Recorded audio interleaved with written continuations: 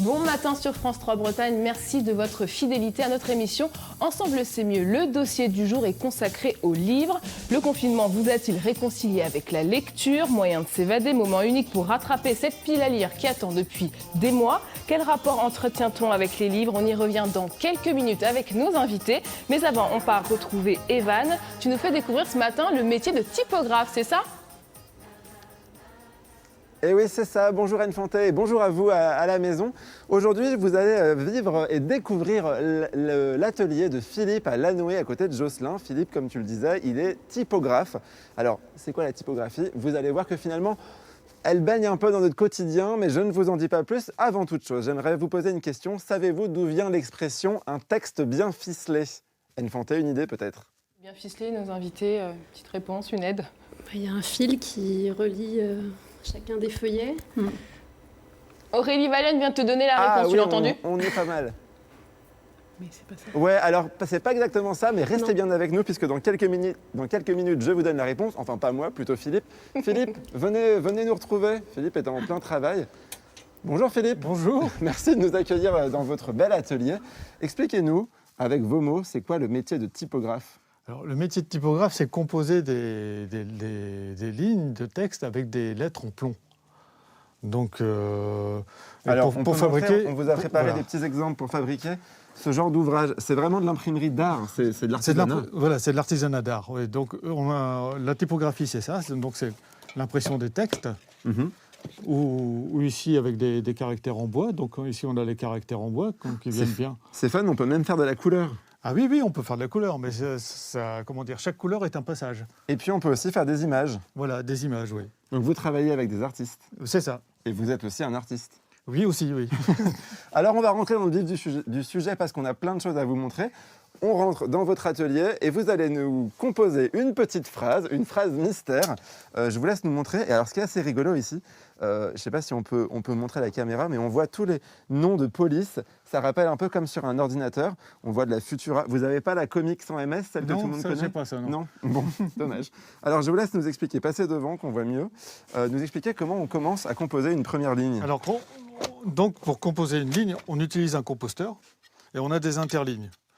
Et donc, alors les interlignes, ça se calcule en points. Ça se calcule en points. Donc ici, vous voyez, il y a dans le lingotier, donc il y a un interligné. Et donc l'interligné, on a des interlignes qui ont plusieurs épaisseurs. Donc on a des épaisseurs de 1 point, 2 points, 3 points, 6 points, 12 points.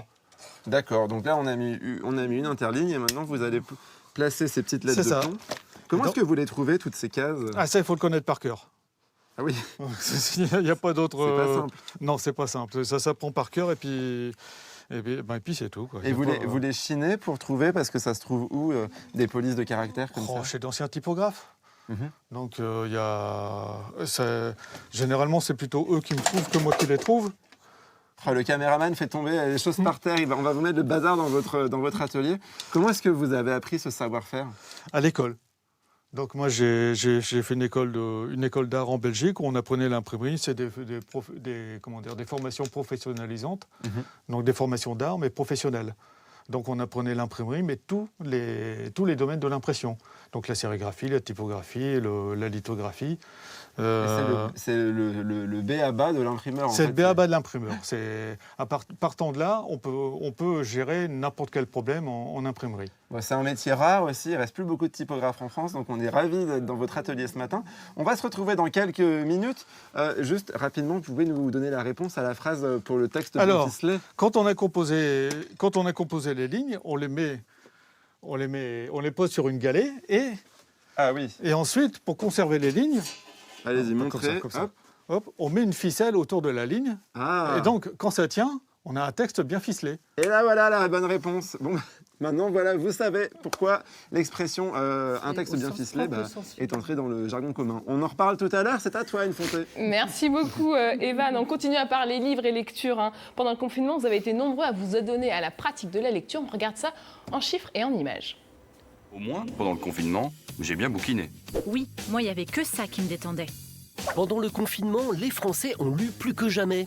54% ont lu au moins un ouvrage pendant cette période et en moyenne, ils ont lu 2 livres et demi. Une fois déconfinés, les Français ont continué d'acheter des livres. Les ventes ont augmenté de 20% entre mi-mai et mi-juillet. À la rentrée, le secteur de l'édition n'a pas baissé pavillon. 511 nouveaux romans sont parus en septembre, seulement 13 de moins que l'an passé. Crise sanitaire et crise économique oblige, les nouveautés font la part belle aux problématiques sociales. Et cette année, les premiers romans sont moins nombreux. 82 en 2019 contre 65 en 2020. Les éditeurs ont préféré miser sur les auteurs très attendus dont les sorties avaient été repoussées.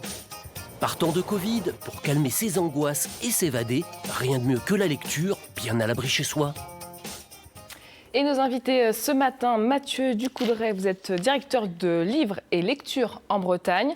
Valérie Fèvre, vous êtes présidente de la Fédération des cafés-librairies de la région. Et enfin, Valérie Vallogne, vous êtes autrice. Vous faites partie des 5 romanciers les plus lus en France. Et Françoise Fromageau, vous êtes présidente...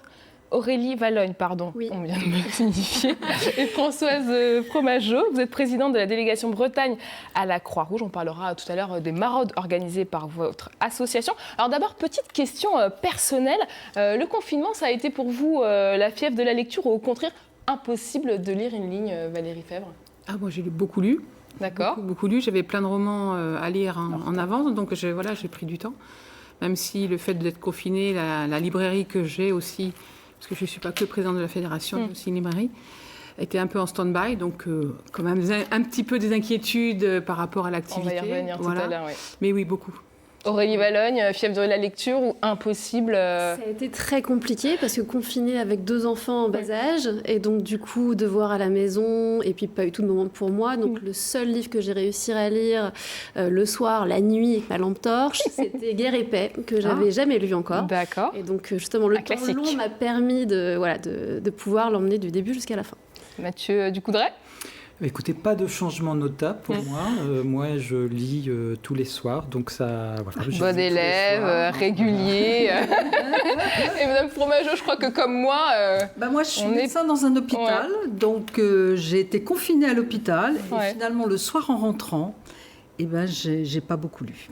Alors qu'effectivement, ce temps suspendu aurait pu permettre finalement de se plonger dans les grands romans qu'on rêvait de lire depuis longtemps, mais non. Justement, il y a eu plusieurs écoles. Vous avez lu les classiques. Il y a ceux qui préféraient les bouquins un peu feel-good, au contraire, les histoires en lien avec la situation. Mathieu Ducoudray, est-ce que ça a changé un petit peu le confinement ? Vous a emmené vers d'autres lectures Alors peut-être oui, parce que j'ai repris un classique que j'ai toujours pas terminé, mais c'est normal. Et puis, mais par contre, j'ai lu aussi un livre qu'une amie m'avait envoyé, donc dans l'actualité aussi. Et justement, les conseils de lecture ont beaucoup fonctionné pendant le confinement. Les lecteurs, finalement, ils aiment bien être accompagnés, Valérie Fèvre. Oui, ils aiment beaucoup être accompagnés, surtout quand ils connaissent leur libraire, quand ils connaissent un peu les sensations, etc. C'est beaucoup plus facile de se confier à un libraire qui va vous aider à choisir, ou tout au moins qui va vous faire des propositions, vous permettre de faire on pense le bon choix. D'accord. Voilà. Alors pendant le confinement, vous le disiez tout à l'heure, les librairies ont dû baisser le rideau. Comment elles ont tenu le choc en Bretagne ? Elles ont tenu, puisqu'on a eu des aides de l'État. Pour ceux qui avaient des salariés, le chômage partiel. Pour ceux qui n'en avaient pas, on ne se payait pas, donc c'est plus facile. Et surtout, après, il y a eu une certaine solidarité qui s'est mise en place, puisque certains ont mis en place des drives. Donc sur le stock qui était là, d'autres, ce qui était dans notre cas, des cagnottes en ligne, c'est plus la solidarité de la lecture publique, je tiens à le signaler quand même, puisque certains nombres de bibliothèques clientes des librairies ont continué à faire des commandes pendant le confinement, donc c'était quand même très bien. Alors sur ce qu'on avait en stock bien évidemment, mais voilà, c'était très bien. Est-ce que la rentrée littéraire permet de rattraper ce retard accumulé On n'a pas besoin de rattraper de retard, je veux dire, le déconfinement a été phénoménal. Pour toutes les librairies, c'était extrêmement impressionnant de voir le retour des clients avec enthousiasme, plaisir, patience, parce que la chaîne du livre s'étant remise en route au moment du déconfinement, ça a été un petit peu compliqué et très long. Mais voilà, j'ai l'impression que le confinement, pour certaines personnes, ça leur a appris la patience. Et du coup, ça reste là. Et ça reste toujours. Hein, on est au mois d'octobre, ils sont toujours aussi patients. Et ça, c'est vraiment... Et ce retour massif, c'est vraiment une surprise, Mathieu Ducoudray? C'est un peu la révélation du confinement dans le monde du livre? Je crois que ça a été vraiment une surprise pour tout le monde, parce qu'on était extrêmement inquiets pendant le confinement, très inquiets pour avoir des libraires au téléphone. Ça a été vraiment une surprise générale. C'est partout en France. C'est vraiment un mouvement complet. Et puis, ça montre qu'il y a parfois, dans des difficultés, il y a aussi des bonnes nouvelles, des bonnes initiatives. Et puis, je pense qu'avec un esprit militant aussi d'un certain nombre de lecteurs qui ont voulu préserver les librairies de proximité. Justement, je vous propose à présent d'écouter le témoignage d'Antoine. Après le confinement, j'ai eu beaucoup de plaisir à retourner en librairie pour acheter des livres. Ce qui m'a surtout frappé, c'est que la lecture pour moi, ce n'est plus seulement un acte individuel, un acte solitaire. C'est qu'avec le confinement, je me suis rendu compte que la lecture relevait aussi du collectif. Aller en librairie, soutenir les maisons d'édition indépendantes, c'est faire aussi un geste politique. Rendez-vous chez votre libraire, soutenez les maisons d'édition, achetez un livre et lisez. Vous partagez l'avis d'Antoine, Aurélie Vallogne, il y a un éveil collectif? Oui, complètement. C'est vrai qu'on m'avait demandé aussi mon avis. Est-ce qu'on va ressortir de cette crise de manière plus optimiste? Est-ce qu'il y aura un changement? Je pense vraiment qu'il y a des comportements qui ont changé. Savoir effectivement patienter une journée, 2 journées pour avoir un livre, c'est tout à fait raisonnable. Et c'est vrai que même mon propre comportement a énormément changé. C'est vrai que je ne passe pas une journée sans appeler mon libraire et lui dire « Vous me rajoutez aussi ce livre-là, s'il vous plaît ?» Ce qui est effectivement peut-être pas le comportement que j'avais exactement, mais voilà, vraiment la proximité. Et moi, je le vois aussi dans les emails que je peux recevoir, des lecteurs qui, depuis le confinement, se sont remis à lire et dévorent avec plaisir. Ils ont remplacé parfois les 2-3 épisodes de la série du soir par un épisode et le livre. D'accord. Et comment ça se passe pour les bibliothèques, Mathieu Ducoudray, parce que c'est aussi un acteur essentiel dans le monde du livre? Alors, on va être un petit peu plus mitigé pour les bibliothèques. Donc, on a le retour des lecteurs en bibliothèque. Il faut juste préciser qu'il y a un grand nombre de lectorats en Bretagne qui fréquentent les bibliothèques. Donc, c'est une bonne chose. Mais on est un petit peu mitigé. Les bibliothèques n'ont pas retrouvé tous les lecteurs et tous les emprunteurs de livres qu'elles avaient habituellement. Bon, c'est évidemment lié à un contexte, il y a un service qui est dégradé au vu de la crise sanitaire et puis des mesures de protection qu'elles doivent prendre. Alors Aurélie Vallogne, votre dernier livre, c'est Né sous une bonne étoile, c'est votre 6e roman qui s'est vendu à plus d'1 million d'exemplaires, c'est ce que j'ai Pas celui-ci. Pas celui-là. Ah celui-là, plus de 100 000, oui, 100 000. D'accord, ok. Ce qui est déjà extraordinaire dans le contexte du... Oui, et comment on explique un tel succès alors que votre livre, quand même, il est sorti avant le confinement? Il est sorti le 7 mars, donc juste la mauvaise période. J'ai rien vu, rien vécu, j'ai pas pu l'accompagner en librairie. D'habitude, je fais vraiment tout le tour des libraires, et de ce que je peux, je fais au moins 25 dates. Donc, grosse frustration de ma part de ne pas avoir pu présenter l'histoire de ce petit Gustave. Mais effectivement, les lecteurs étaient au rendez-vous. Tout à l'heure, on disait que certains avaient aussi besoin d'une bulle de fraîcheur pendant cette période un peu anxiogène qui a pu être le confinement. Et c'est vrai que beaucoup de lecteurs l'avaient acheté dès la sortie. Donc, j'ai vraiment de la chance d'avoir des lecteurs un peu très présents pour moi et le garder pour une occasion particulière quand il saurait qu'il serait un peu dans le creux de la vague. Et, donc voilà. Et chose assez rare comme dans le milieu, vous donnez votre adresse email privée à laquelle vous recevez quand même des centaines de messages. Oui. Des fois, je me demande pourquoi je le fais. Oui, mais c'est ça. Moi, ça me surprend énormément. Pourquoi? C'est une manière de garder le lien, j'imagine. Ça a commencé par hasard. Donc, c'est ma vraie adresse. Ma mère m'écrit sur cette adresse, mon éditrice aussi. Donc, le matin, je me lève, j'ai bien 25-30 emails à découvrir. Mais c'est vrai que c'est un métier très solitaire que l'écriture. On se pose la question tous les jours de est-ce que je suis dans la bonne direction? Moi, je doute en permanence. Et de me faire des petites bouffées d'encouragement des lecteurs qui ont adoré le dernier, qui me disent mais continuez, mais merci d'exister. Enfin, des mots qui me touchent au cœur, où ça me rebooste et je sais pourquoi j'écris. Et justement, en parlant de liens de contact, comment la vie peut reprendre dans les cafés-librairies dans ce contexte Covid, Valérie Febvre? Alors, les cafés-librairies reprennent leur vie parce que ce sont des lieux... des lieux où on se retrouve. Alors certes, c'est un petit peu plus compliqué aujourd'hui à cause des contraintes sanitaires, Mais ça n'empêche que les gens ont quand même envie de se retrouver. Donc voilà, c'est des lieux tranquilles où on prend le temps. Et le fait qu'il y ait du livre à côté, ça, je pense, ça donne une espèce d'ambiance très apaisée, tranquille. Est-ce que ça va vraiment bien avec cet esprit on a pris le temps pendant le confinement d'écouter les petits oiseaux. C'est ça qui a changé finalement dans le comportement des lecteurs, vous trouvez ? Oui, je pense. Alors, ça l'était déjà. Nous, on connaît cette ambiance-là depuis le début, puisqu'on n'a pas fait non plus des cafés-librairies pour rien, parce que c'est cette ambiance-là qu'on voulait. Mais je crois qu'elle persiste. Et alors, pour tous nos collègues qui sont donc, du réseau des cafés-librairies de Bretagne, qui sont en bord de mer, cet été, ça a été phénoménal aussi, parce que les Français sont restés en France. Et du coup, ils ont été particulièrement présents dans les cafés-librairies. De l'ensemble du territoire. Alors je vous propose maintenant de regarder ce reportage quand la lecture réveille des talents. Rencontre avec une lycéenne béarnaise, finaliste du concours de lecture à haute voix de la grande librairie France 5. Un reportage de nos confrères de France 3 Nouvelle-Aquitaine. Voilà. Cette frêle jeune fille de 15 ans a dans le cœur un cheval au galop et dans la tête des mots, des phrases et des livres, beaucoup de livres. Cathy Mvongo est lycéenne à Pau. Mais oui, c'est beau.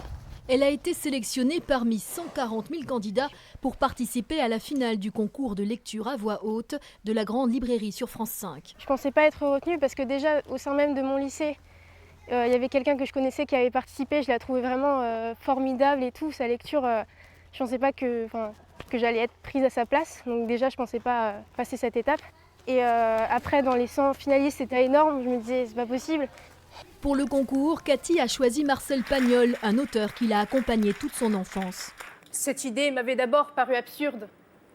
Mais un soir, après un assez long examen de mon nombril, je constatais qu'il avait vraiment l'air d'une boutonnière. Si Cathy était seule face au jury lors de l'enregistrement de l'émission à Paris, c'est toute sa famille qui a vibré avec elle. Ses deux sœurs, Théa et Justine, se souviennent encore du jour où elle a été sélectionnée. Moi, j'ai ressenti un bon.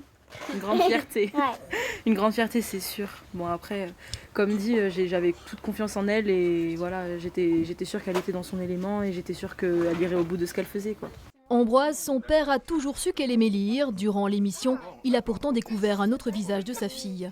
Cathy, c'est une jeune fille qui est très timide, qui est très réservée.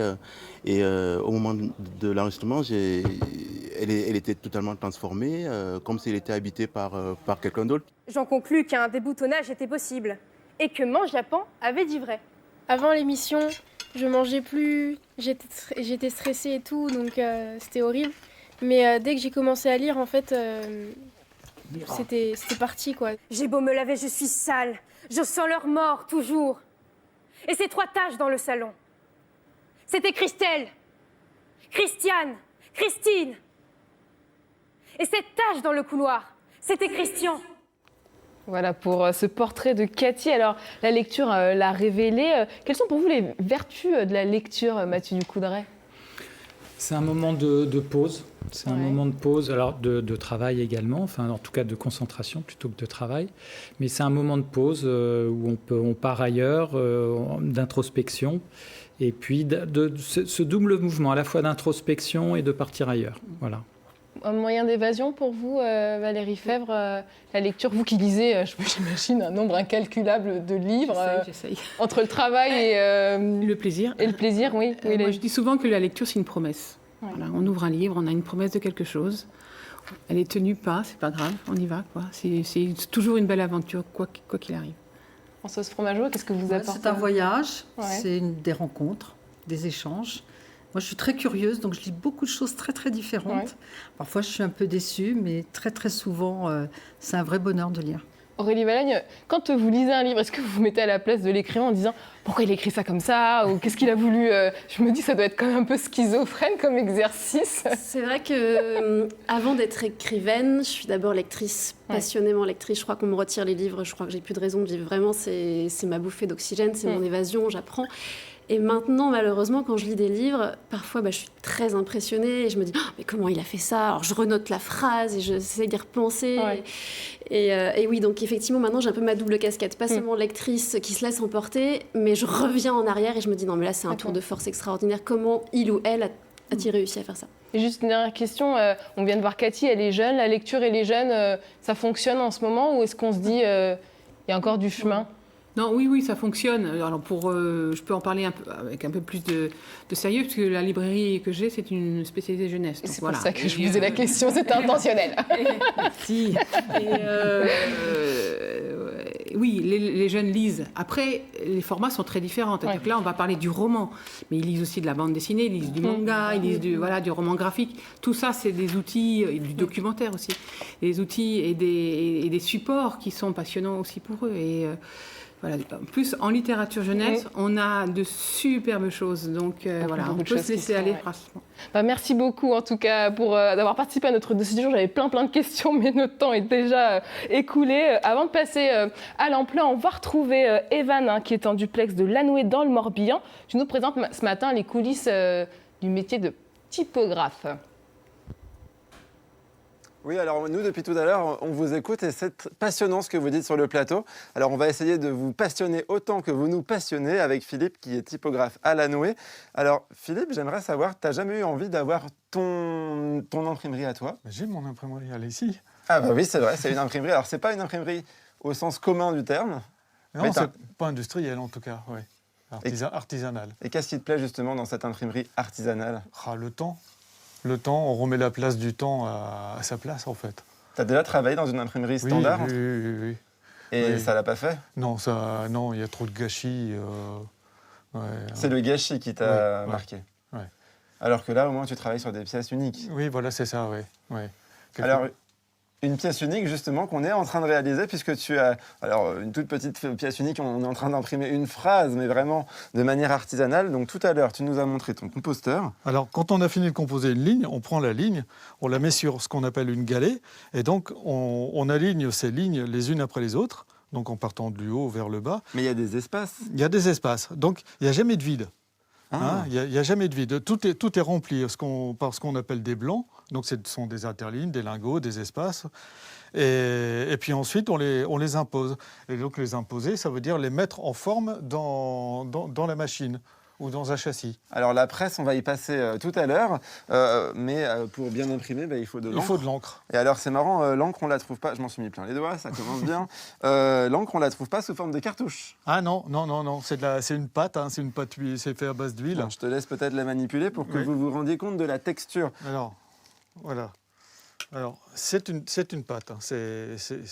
Voilà. Ah oui, donc ça se prépare à l'avance. Ça se prépare. Il faut la préparer pour qu'elle soit malléable, pour qu'elle se mélange bien dans les rouleaux, qu'on verra tout à l'heure quand ça tourne. Et après, on a différentes couleurs. Alors, il y a des couleurs qu'on ne peut pas faire, donc on les achète toutes faites. Donc le noir, par exemple. Il y a les couleurs primaires, le jaune, le bleu, le rouge. Et puis après, il y a d'autres couleurs, des couleurs plus foncées, comme le process blues. On a le process rouge, enfin c'est le rhodamine red, des choses comme ça. Ça, on ne peut pas les fabriquer, ces couleurs-là. On appelle ça des couleurs process. Des couleurs process. Et sinon, il y a tout un travail justement d'élaboration et de bien mélanger le jaune et le rouge. Voilà, c'est ça. Moi, quand je faisais ça à l'école maternelle, ça faisait toujours des couleurs moches. Ouais, mais là, on a des guides. On a un guide Pantone donc, qui est un standard international, donc, qui permet de mesurer la quantité d'encre qu'il faut pour obtenir une couleur. Alors, on a des lettres en plomb, on a de l'encre et il nous faut aussi du papier. On voit aussi du papier. Des exemples ici. C'est aussi ça qui fait tout le charme de votre métier. Voilà, c'est ça. Nous, ici, on utilise surtout des papiers d'art. Donc, ce sont des papiers assez épais, donc avec des bords frangés. Donc, ils sont beaux. Donc, il y a ça. Ça, c'est plus léger pour faire de l'estampe. Et après, il y a des très légers, des papiers qu'on appelle des papiers divergés. D'accord. Alors, ce ne sont plus vraiment des papiers faits à la main, mais c'est une autre qualité, quoi. Ce sont des papiers naturels, il n'y a pas d'additifs là-dedans.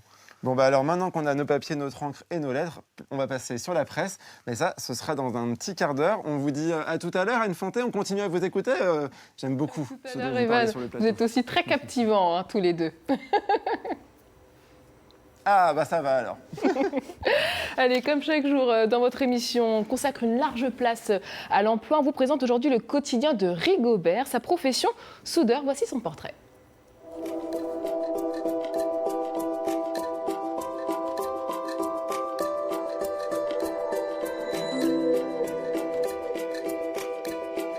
Je m'appelle Nzobadila Rigobert. Mon métier, c'est soudeur. Je suis du Congo. Et j'entendais des vieux qui disaient « Ah, on a besoin d'un soudeur, mais on n'arrive pas à trouver un soudeur. » Je me suis dit « Bon, je vais faire de la soudure, je suis sûr que je trouverai du boulot, quoi. » Par exemple, je fais des statues en ferraille, des croix en ferraille, et puis je les vendais. Et là, ça m'avait donné vraiment le goût de continuer à faire la soudure.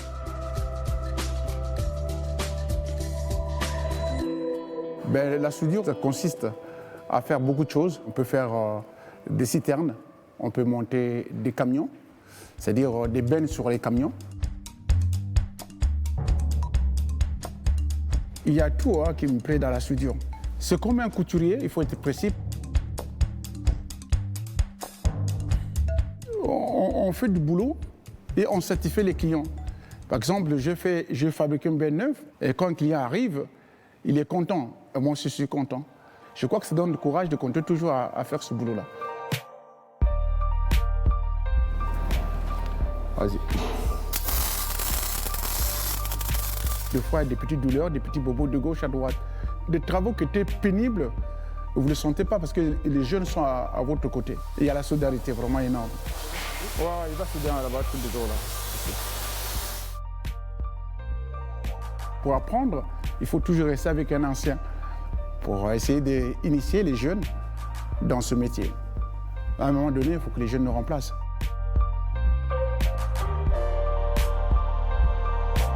J'ai fait mon temps quand même. Il ne reste pas beaucoup.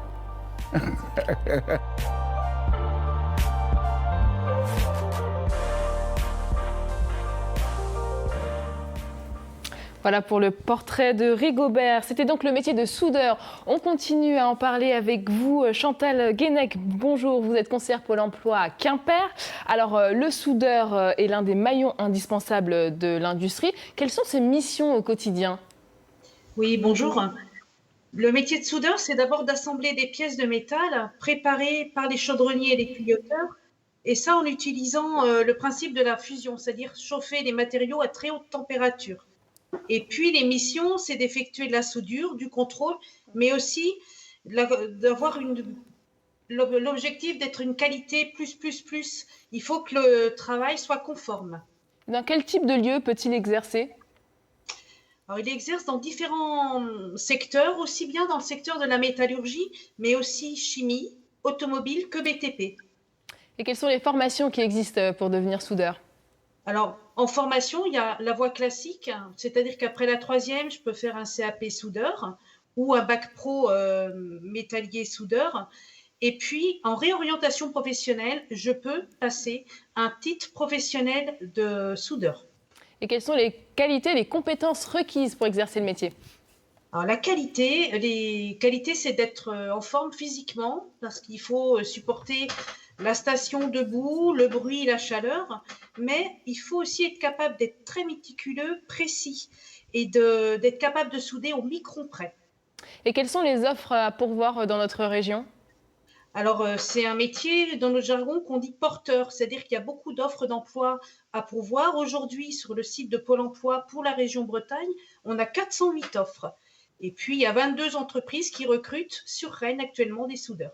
C'est ce que disait aussi Rigobert, place aux jeunes. Quelles sont les perspectives d'évolution ?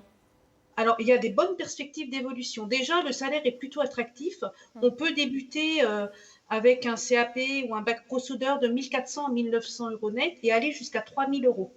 Et puis, en perspective, je peux être sur du contrôleur ou après être plutôt sur les dessins d'outillage. Mais par contre, ça demande une formation complémentaire. Mais on peut toujours évoluer dans ce secteur d'activité. Un dernier conseil, Chantal, pour ceux qui souhaitent postuler ? Eh bien, pour ceux qui veulent postuler, on va sur le site pôle-emploi.fr et puis vous avez accès aussi bien aux offres d'emploi, mais aussi aux formations accessibles via la bonne formation. Voilà. Merci beaucoup Chantal pour toutes ces infos. À la prochaine. Et pour celles et ceux qui sont toujours à la recherche d'un emploi, Arthur Petitgos nous livre son conseil du jour pour lutter contre ces peurs qui nous animent parfois. Regardez. Bonjour à toutes et à tous. Pour vous, mes conseils de chef d'entreprise. Recherche d'emploi ? Comment lutter contre vos peurs ? Vous le vivez parfois, vos peurs peuvent être un obstacle dans votre recherche d'emploi. Le remède, arrêtez de tout prendre personnellement et remettez vos actions dans le contexte du processus de recrutement. Peur de relancer le recruteur? Vous répondre, c'est son métier. Peur de décrocher votre téléphone, d'envoyer votre CV ou d'être ridicule? Vous avez surtout peur des réponses négatives. Et vu le marché du travail, la probabilité d'en recevoir est forte. Alors une fois pour toutes, un refus n'est pas un échec. C'est une étape inhérente à la recherche d'emploi. N'ayez pas peur non plus d'analyser objectivement ce refus. Vous pourriez y trouver des possibilités d'améliorer votre candidature. Alors faites-vous confiance, tout le monde a sa chance. Voilà pour ce focus emploi. On aborde maintenant tous ces beaux élans solidaires qui germent dans notre région. Dans notre boîte à idées, on vous propose aujourd'hui de participer à une maraude. Regardez comment ça marche.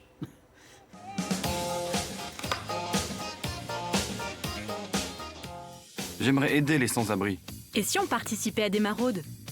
Participer à une maraude, c'est aller à la rencontre des sans domicile fixe dans la rue, pour distribuer des biens de première nécessité, vêtements, nourriture, biens d'hygiène, pour orienter ces personnes très fragilisées vers du personnel médical, ou tout simplement pour créer du lien social, écouter, partager de façon chaleureuse et conviviale. Petit à petit, au fil des tournées, les langues se délient et une relation de confiance se crée. Les interventions se font de jour comme de nuit, souvent en équipe de 3-4 bénévoles et durent environ 4 heures. Kate participe à des maraudes. Avant la distribution des repas, elle aime aussi donner un coup de main en cuisine. En fait, chaque week-end, ils préparent des repas, des super repas pour des personnes qui en ont besoin. Et du coup, je suis allée en cuisine pour les aider. C'était vraiment très convivial, l'ambiance était super. Et j'étais très contente de les trouver parce que je trouve que même quand on veut aider les gens, si on est une seule personne, on ne se sent pas capable et on se sent trop seul et on ne peut pas vraiment changer les choses. Mais quand on est avec une association comme la Maraude, on voit vraiment qu'on peut faire des choses concrètes pour aider les gens. Beaucoup d'associations, grandes ou petites, organisent des maraudes. Et il y a toujours besoin de bénévoles prêts à donner un peu de réconfort à ceux qui n'ont rien. Et on poursuit la discussion avec Françoise Fromageau. Je le disais tout à l'heure, vous êtes présidente de la délégation Bretagne de la Croix-Rouge. Alors l'hiver approche, les températures se rafraîchissent, mais des maraudes, il y en a toute l'année à la Croix-Rouge? Les maraudes, il y en a toute l'année à la Croix-Rouge, avec parfois des renforcements lors des périodes hivernales. On a des maraudes dans 9 sites en Bretagne, en particulier dans les grandes villes, avec particulièrement à Rennes, 7 jours sur 7, tous les jours de l'année. Et comment ça se passe concrètement, une maraude ? Alors, comment ça se passe concrètement ? Vraiment, la maraude, c'est vraiment le aller vers. C'est-à-dire, c'est de rendre finalement visibles toutes ces personnes qu'on a eu l'habitude de voir à la rue, qui ne sont pas forcément à la rue d'ailleurs, qui sont parfois dans des squats, qui sont parfois dans des lieux un peu exclus. Donc, c'est ça l'idée. L'idée, c'est d'aller vers aussi dans le respect finalement du libre choix et du libre arbitre de la personne. Il n'est pas question d'imposer quoi que ce soit. Et de venir avec ou de la nourriture ou des soins d'hygiène ou avec aussi des soins de santé. C'est aussi le prétexte à la rencontre, le prétexte aussi au fait de se dire pour se projeter, pour pouvoir faire des projets d'avenir, il faut déjà être bien dans sa peau, être propre, être nourri et de savoir à peu près où on va dormir le soir. Parce que sinon, dans ces cas-là, c'est extrêmement difficile de se projeter. Et combien de bénévoles sont mobilisés sur cette action Alors, c'est comme on le dit dans votre reportage, c'est-à-dire c'est une équipe, ensemble c'est mieux, c'est-à-dire c'est une équipe de quelques personnes qui vont effectivement à la rencontre, alors avec des repas, des habits. On a aussi un camion santé sociale qui tourne aussi à Rennes. On a aussi des lieux qui s'appellent La Pause, qui va bientôt ouvrir sur Rennes, où les sans-abri peuvent aussi finalement se poser. Et puis ce qu'on voit aussi depuis quelques temps, effectivement c'est un peu en lien avec la crise de la Covid, des étudiants qui viennent, des personnes qui ont perdu des emplois précaires.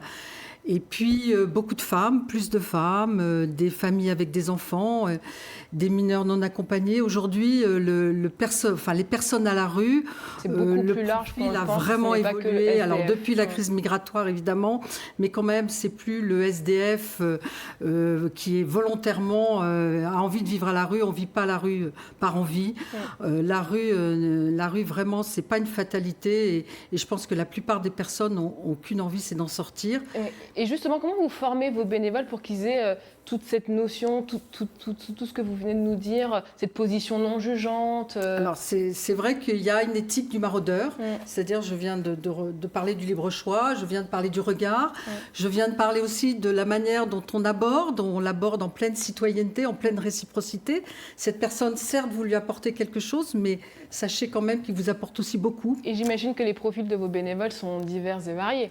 Alors, c'est ça qui est bien, c'est que c'est une activité bénévole qui se tient la nuit, enfin le soir, comme vous l'avez dit dans le reportage.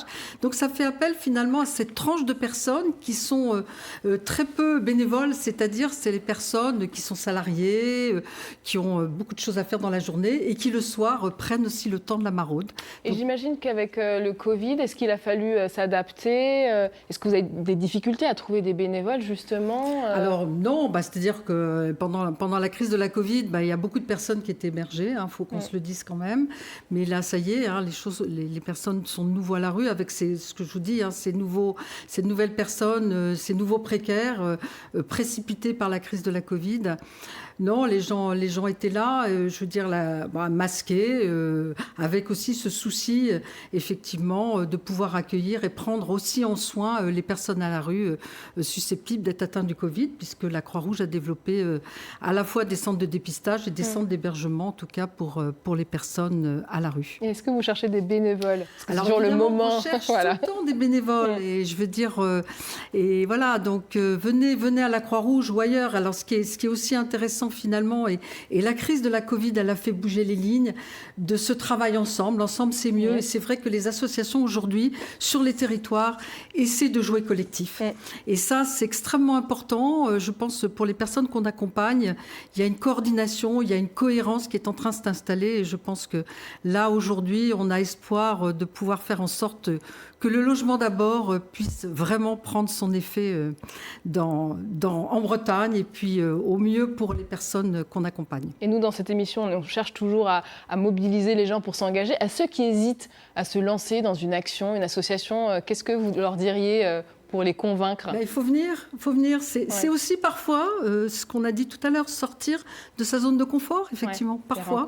Mais je pense que les rencontres qu'on fait, les personnes à la rue, elles ont beaucoup de choses à nous dire, beaucoup de choses à nous apprendre.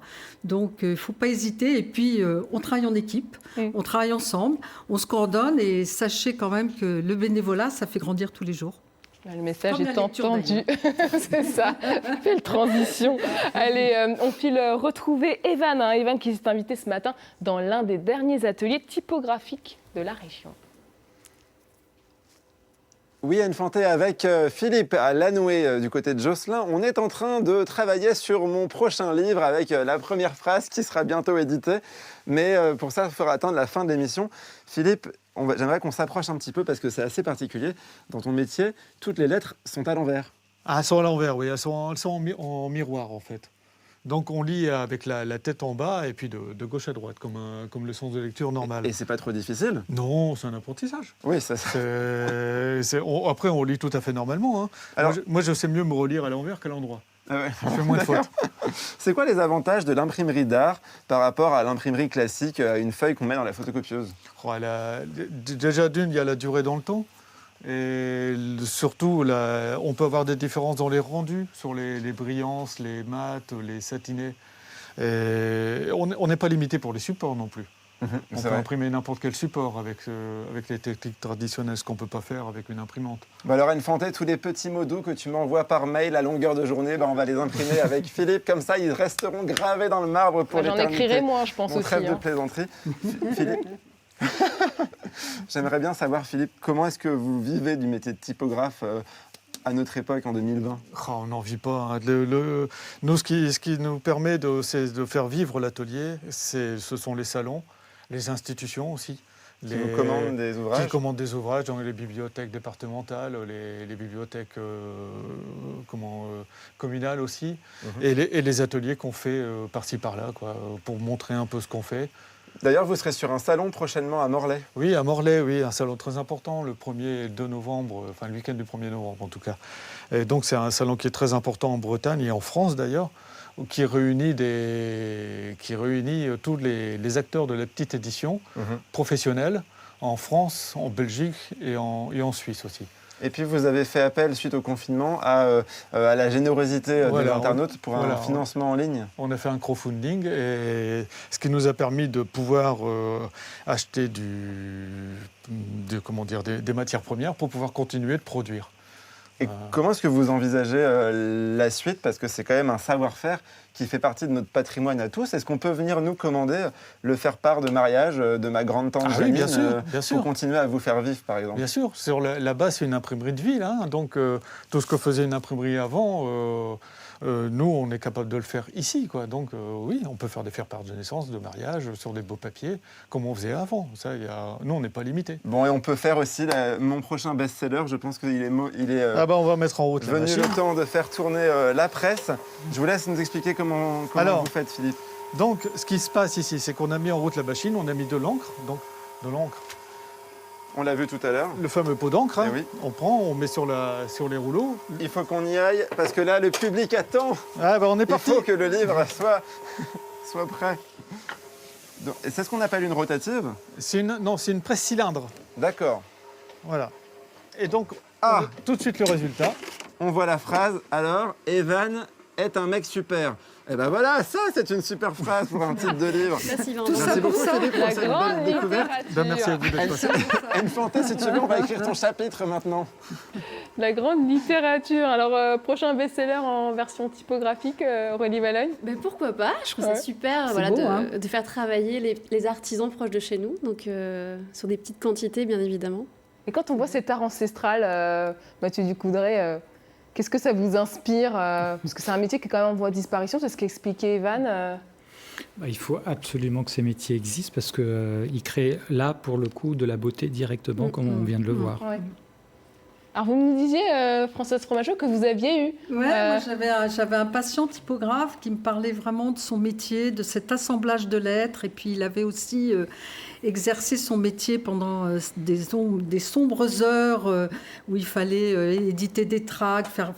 Donc c'est comme ça, les lettres, les unes après les autres, sont signifiantes d'envie. Je trouve que c'est vraiment un métier extrêmement intéressant. Bon, on va laisser le dernier mot de la fin à nos amis dans leur atelier typographique. Evan? Oui, Anne Fontet, on est là. C'est à toi, on t'a coupé tout à l'heure. Tu veux commander un ouvrage de livre? Oui, vous m'avez coupé, mais on a fini notre impression. Quel message vous auriez envie de faire passer aux gens qui nous regardent, Philippe? N'hésitez pas à demander des renseignements, à aller voir le site internet. Rappelez-le d'ailleurs, l'adresse du site. On me trouve, je ne connais pas l'adresse par cœur, mais on me trouve en tapant typographe Lanouet, on me trouve facilement sur internet. Bon, et au Salon de Morlaix le 1er novembre, et puis dans toutes les bonnes librairies, avec mon futur livre qui arrive très vite, je te fais une précommande, Anne Fontet. Rien que pour toi, elle sera dédicacée. Merci beaucoup, Evan. Merci à tous nos invités d'avoir été avec nous. Très belle journée sur France 3 Bretagne.